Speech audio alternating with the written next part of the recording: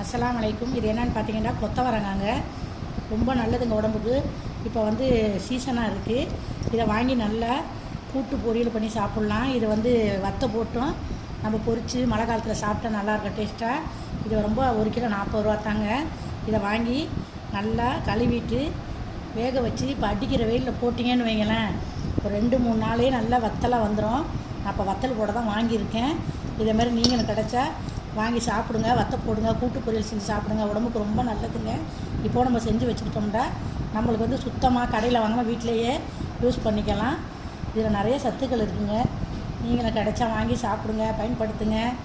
இந்த பாருங்கள் ஃப்ரெண்ட்ஸ், நல்லா அவிச்சிட்டு உப்பை போட்டு அவிச்சிட்டு இதை வந்து வெயிலில் அப்படியே போட்டு வச்சிடலாம்.